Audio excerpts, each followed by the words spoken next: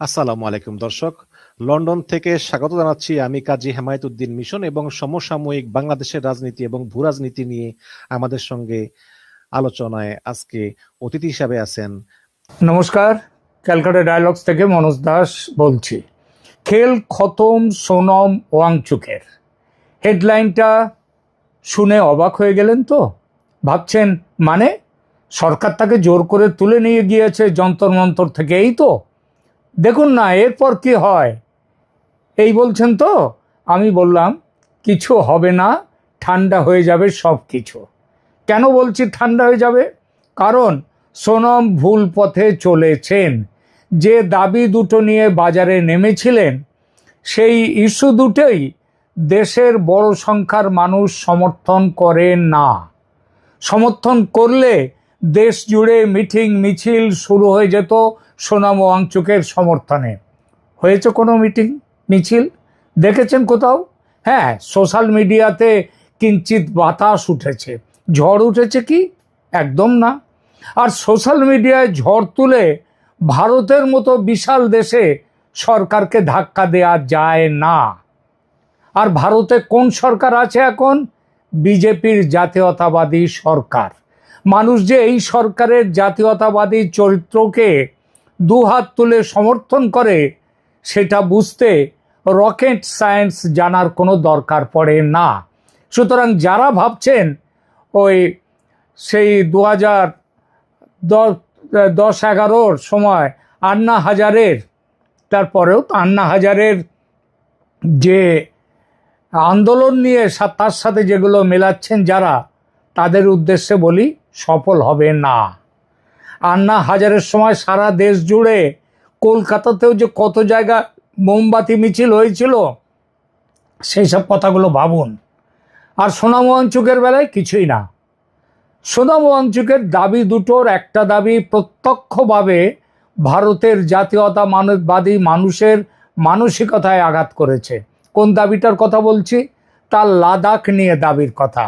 লাদাখ নিয়ে তার দাবির কথা বলার আগে লাদাখের প্রেক্ষাপটটা একটু বলি। 2019 সালে জম্মু কাশ্মীর থেকে আলাদা করে লাদাখকে কেন্দ্রশাসিত অঞ্চল ঘোষণা করা হয়। সরকার যে কারণগুলো সামনে রেখেছিল তা হলো দুর্গম লাদাখ অঞ্চলের ভৌগোলিক বিচ্ছিন্নতা, ভিন্ন সংস্কৃতি ও নিজস্ব চাহিদার কথা বিবেচনা করে কেন্দ্র সরকার সরাসরি নিজেদের শাসনের মাধ্যমে দ্রুত পরিকাঠামোগত ও অর্থনৈতিক উন্নয়ন সাধন করবে। এছাড়া লাদাখের মানুষের দীর্ঘদিনের দাবি ছিল কাশ্মীর কেন্দ্রিক রাজনীতির প্রভাব থেকে মুক্ত হওয়া। কারণ জম্মু কাশ্মীরকে কেন্দ্র যত টাকাই দিক না কেন, তার খুব অংশ লাদাখে আসতো, সবই কাশ্মীরেই লেগে যেত। তাই লাদাখের মানুষ জম্মু কাশ্মীরের অধীনে থাকতে চাইছিল না।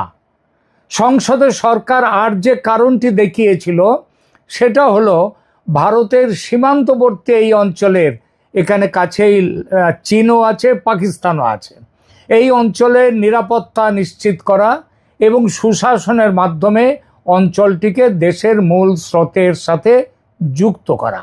সোনম ওয়াংচুকের কি অভিযোগ ছিল? তার অভিযোগ লাদাখের সম্পদ বহিরাগতরা লুট করে নিয়ে যাচ্ছে। লাদাখের মানুষ তাদের প্রতিনিধি নির্বাচনের সুযোগ পাচ্ছে না। সুতরাং সংবিধানের 6ঠ তহবিলের অধীনে লাদাখকে স্বায়ত্তশাসন দেয়া হোক, ওই যেমন নর্থ ইস্টের রাজ্যগুলোর ক্ষেত্রে রয়েছে তেমন লাদাখকে স্বায়ত্তশাসন দেয়া হোক, রাজ্যের মর্যাদা ফিরিয়ে দেয়া হোক, ইত্যাদি ইত্যাদি। স্থানীয় জনগণের হাতে জমি ও সম্পদের নিয়ন্ত্রণ থাকবে, বিক্রি করা যাবে না, ইত্যাদি এইসব। কিন্তু দেখুন, এর বিরুদ্ধে মামলা তৈরি হয় সুপ্রিম কোর্টে। সুপ্রিম কোর্ট কি বলেছিল? কেন্দ্র সরকারকে বলেছিল জম্মু কাশ্মীরে সে তাদেরকে রাজ্য, পূর্ণ রাজ্যে তাড়াতাড়ি, যত তাড়াতাড়ি সম্ভব সেটা করার। কিন্তু লাদাখের বেলাতে একটা কথাও বলেনি যে লাদাখে রাজ্য করতে হবে কিংবা এগুলো সম্পর্কে কিচ্ছু বলেনি।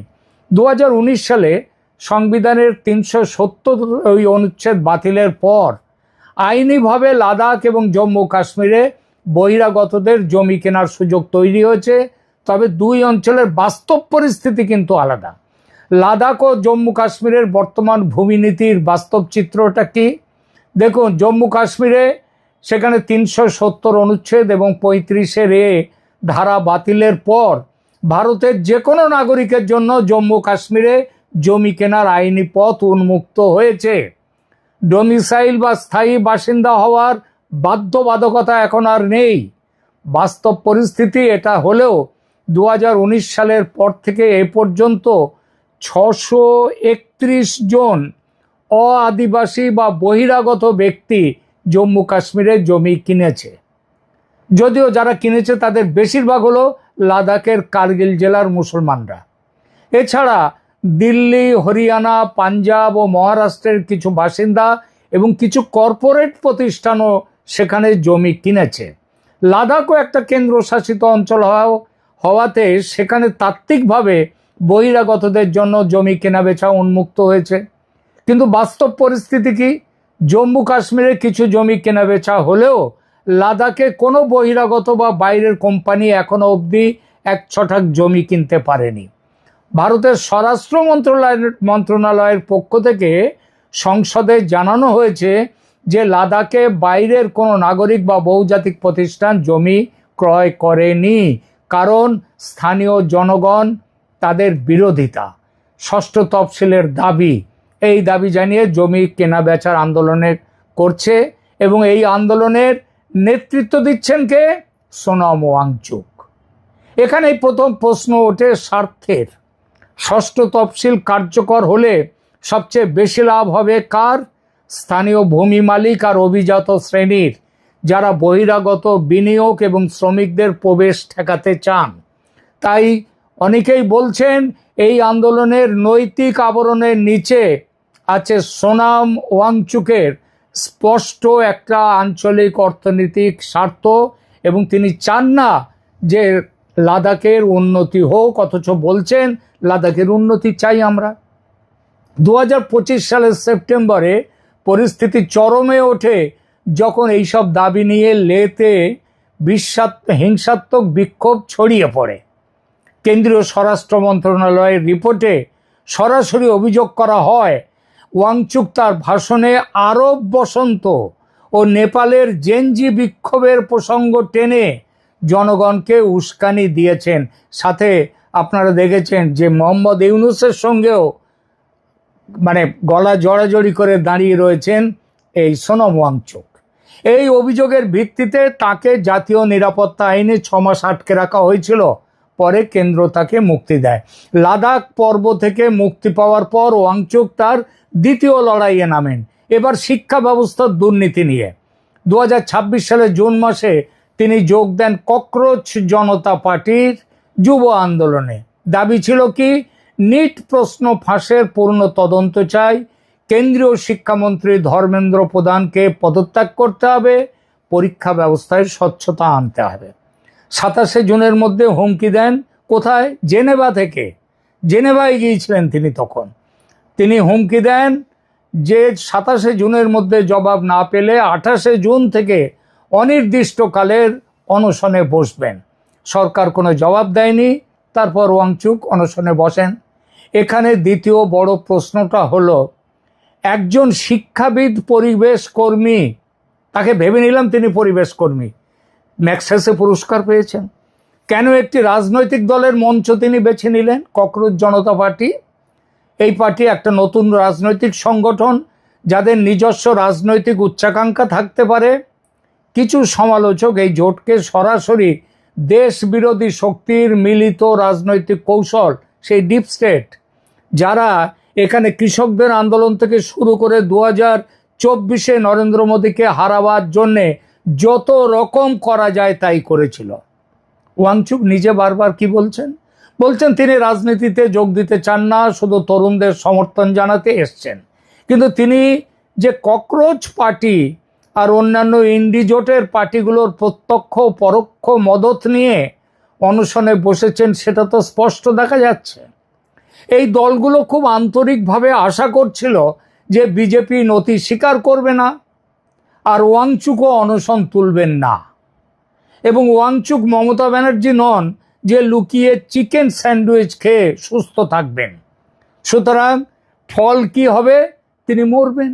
আর তিনি মরলে বিজেপি হটানোর একটা বিশাল আন্দোলন তৈরি করা যাবে।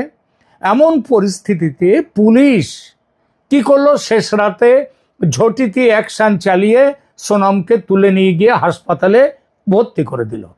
এই ঘটনায় ককরোচরা খুব কষ্ট পেয়েছে, তারা বাধা দেওয়ার চেষ্টাও করেছিল। পুলিশ যেই লাঠি তুলল অমনি হাওয়া, কষ্ট পেয়েছে ইন্ডিজোট। সবাই ভেবেছিল সোনম দেহ রাখবেন, এবং দেহ রাখলে যেসব দল আজ বিজেপির সাথে প্রতিযোগিতায় না থাকতে পেরে শুয়ে পড়েছে জমিতে, তারা জমির ওপরে আবার উঠে দাঁড়াবে। আর তারা তাই পুলিশের এই কাজের তীব্র প্রতিবাদ করছে। প্রতিবাদ তাদের সঙ্গে করছেন আরও একজন, তিনি সোনম ওয়াংচুকের ধর্মপত্নী। তিনি বলেছেন দিল্লি হাইকোর্ট তো সোনমের শরীরের দিকে নজর রাখতে বলেছিল, কিন্তু হাসপাতালে তুলে নিয়ে যাওয়ার কথা তো বলেনি। তাহলে দেখা যাক দিল্লি হাইকোর্ট কি অর্ডার দিয়েছিল। অনশনের 18 দিন পার হওয়ার পর ওয়াংচুকের স্বাস্থ্যের এমন অবনতি হয় যে অ্যাডভোকেট রাকেশ কুমার সাইনি দিল্লি হাইকোর্টে একটি জরুরি জনস্বার্থ মামলা দায়ের করেন। তিনি বলেন, যদি সোনম নিজে অনশন না ভাঙেন তাহলে তাকে যেন জোর করে তরল খাদ্য ও ভিটামিন দেয়া হয়, আর কারণ 48 ঘন্টার মধ্যেই তার প্রাণ সংশয় হতে পারে। সোনম নিজেও বলেছিলেন 20 দিনেই তিনি অতীত হয়ে যাবেন, 20 দিনের মাথায় লোকে একটা বড় খবর পাবেন। 15 জুলাই বৃহস্পতিবার এই মামলার শুনানিতে দিল্লি হাইকোর্টের প্রধান বিচারপতি দেবেন্দ্র কুমার উপাধ্যায় এবং বিচারপতি তেজাস কারিয়া তাদের ডিভিশন বেঞ্চ অত্যন্ত গুরুত্বপূর্ণ একটি মন্তব্য করে। তারা বলেন যে প্রতিটি নাগরিকের জীবন অত্যন্ত মূল্যবান এবং তা বাঁচাতে সরকারের সব রকম প্রচেষ্টা করা উচিত।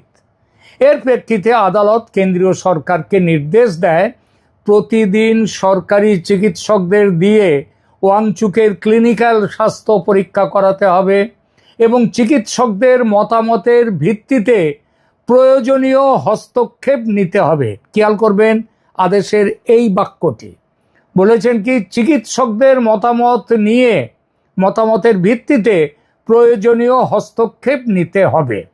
তো চিকিৎসকদের মতামতের ভিত্তিতে সরকার প্রয়োজনীয় হস্তক্ষেপ করেছে। সলিসিটর জেনারেল আদালতে আশ্বাস দিয়েছিলেন যে এই নির্দেশ কার্যকর হবে।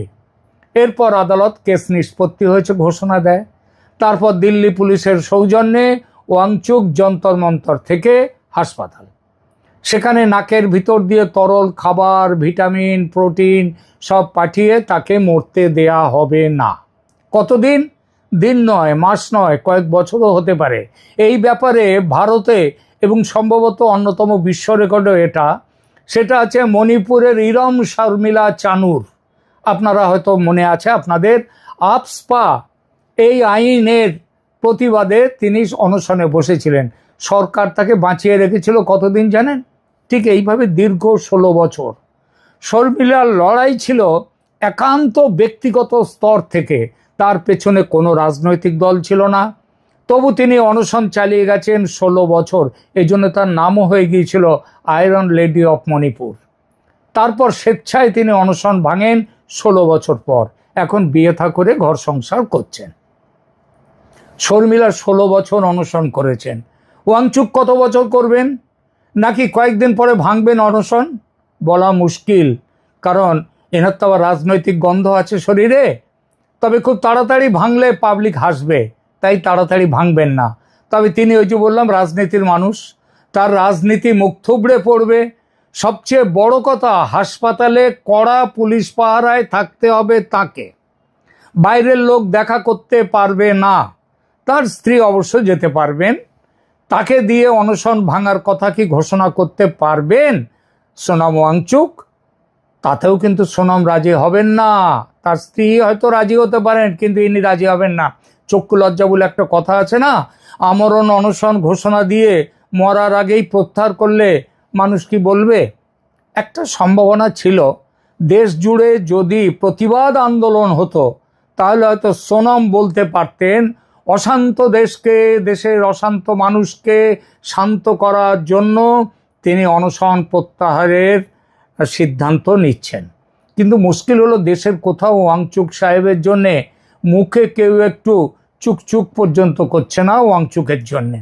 একটা বড় সড়ো প্রতিবাদ মিছিল পর্যন্ত হয়নি দেশের কোথাও, শুধু দিল্লিতে ককরোচরা যা কিছুটা হাউতাস করছে। আমার পরিচিত এক নিট পরীক্ষার্থীকে জিজ্ঞেস করলাম, সোনামের দাবি নিয়ে তোমার কি মত? সে খিঁচি বলল, কোন দাবি? ওই ধর্মেন্দ্র প্রধানকে পদত্যাগ করতে হবে, তদন্ত চাই ইত্যাদি, এই যে তিনটে না দুটো না তিনটে কথা বলেছেন। তো আমি বললাম, হ্যাঁ, তা তোমার কি বক্তব্য এ ব্যাপারে? সে খিঁচি বলল, পৃথিবীর কোন দেশে পরীক্ষার প্রশ্নপত্র লিক হয় না বলুন তো? সব দেশে হয়, হচ্ছে, হয়েছে। ইংল্যান্ড, আমেরিকা সব দেশে হয়েছে। এই কিছুদিন আগে টোয়েফেল পরীক্ষা ইংল্যান্ড যেটা করে সারা পৃথিবীর জন্য, তার প্রশ্নপত্র ফাঁস হয়েছে। তার জন্য দোষীরা শাস্তিও পায়। কোথাও সেজন্য শিক্ষামন্ত্রী পদত্যাগ করে, তার পদত্যাগের দাবিও ওসব দেশে কেউ তোলে না। ভারতেই দেখুন না, বিজেপি জমানার এই 12 বছর চলছে, এর আগে 2004 থেকে 2014 যত প্রশ্নপত্র ফাঁস হয়েছে সেটা তার সংখ্যা এই বিজেপি আমলের থেকে বেশি, তার ডবল। এই কয় বছরে কোন শিক্ষামন্ত্রী পদত্যাগ করেছে? কোনো পদত্যাগের দাবি উঠেছিল? আমি কিঞ্চিত সন্দেহ জানালাম এবার। বললাম গুগল, আমি বললাম যে এটা কি বলছোটা কি, এরকম তো সত্যিই তাই, পৃথিবীর কোথাও সব দেশে এরকম হয়? সে বলল, গুগল সার্চ করুন, সব পাবেন। আমার কথায় বিশ্বাস করতে হবে না। আমি তবু বললাম, তাহলে সোনাম ওয়াংচুকের কি গতি হবে বলে তুমি মনে করছো? সে ঠোঁট উল্টে বলল, যত তাড়াতাড়ি অনশন তুলে নেয় তত মঙ্গল। তবে সরকার তাকে অনশন তুলতে দেবে বলে আমাদের মনে হয় না। তাকে ওই অনশনেই আটকে রাখবে। বেচারা সেই দুঃখের কথা মুখ ফুটে বলতেও পারবে না কাউকে, কারণ লোক তো হাসবে এই ভয়ে। তারপর 2-4 বছর পর কিংবা তারও পরে জেল থেকে বেরিয়ে ভোটে দাঁড়াবে। শর্মিলা যেটা দাঁড়িয়েছিল 16 বছর পরে জেল থেকে বেরিয়ে, তো হাসপাতাল থেকে। তো শর্মিলার মতো জামানত জব্দ হবে ওয়াংচুকেরও। সুতরাং ধরে নিন ওয়াংচুকের খেল খতম। যাই কাকু বলে চলে যাচ্ছিল। আমি তবুও বললাম, দাঁড়াও, তুমি কি বিজেপি করো বাবা? এই প্রশ্নটার জবাব দাও তো। উত্তর না দিয়ে ছেলেটি মুচকি হাসলো, বলল, যা পারেন ভেবে নিন না। এখানে শেষ করছি, ধন্যবাদ।